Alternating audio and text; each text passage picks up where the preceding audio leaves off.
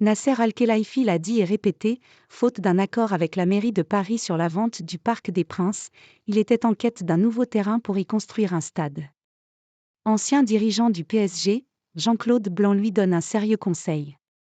Même s'il a quitté ses fonctions de directeur général du Paris Saint-Germain en 2022, où il avait notamment travaillé sur la création du nouveau centre d'entraînement à Poissy, Jean-Claude Blanc regarde très attentivement l'actualité du club de la capitale.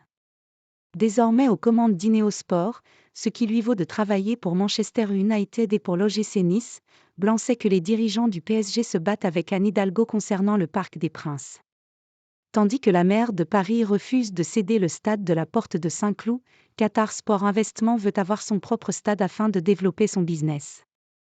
Et la venue d'Arcto Partners dans le capital du PSG est clairement faite pour permettre à Nasser Al-Khelaifi d'avoir les moyens et les idées pour disposer d'un stade aux normes actuelles. Mais Jean-Claude Blanc alerte son ancien patron sur un risque qu'il ne faut pas prendre. Le Parc des Princes abandonné ? Pas une si bonne idée pour le PSG. Se confiant à la Tribune dimanche, l'ancien directeur général du Paris Saint-Germain voit comme une très mauvaise idée le fait d'envisager la construction d'un stade loin de la capitale. L'expérience du public commence au moment où il télécharge son billet sur son téléphone, elle se poursuit à l'arrivée dans l'enceinte et se termine au retour chez soi. Donc il faut être sûr que ça ne devienne pas une aventure d'y aller. La règle que je fixe toujours à mes équipes est celle-ci, on ne cherche pas comment remplir le stade pour un Juve Milan, mais pour la venue de l'ex un mercredi soir par 0°. Si le fan qui a acheté son billet ou un abonnement hésite parce qu'il a 30 minutes de transport, on risque le no-show.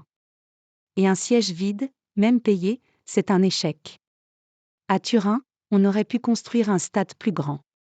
Mais la moyenne de fréquentation de l'ancien était de 35 000 spectateurs. Pourquoi viser 60 000 ? Ce qui coûte le plus cher à construire, c'est la dernière place, tout en haut, et c'est celle la moins chère à la vente.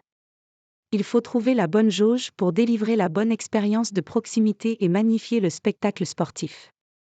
En France, on a fait de grands stades pour l'Euro, mais beaucoup ne sont pas pleins, fait remarquer Jean-Claude Blanc, qui ne conseille donc pas à Nasser Al-Khelaifi de construire un stade trop loin de Paris. Sous peine de perdre une partie du public en route.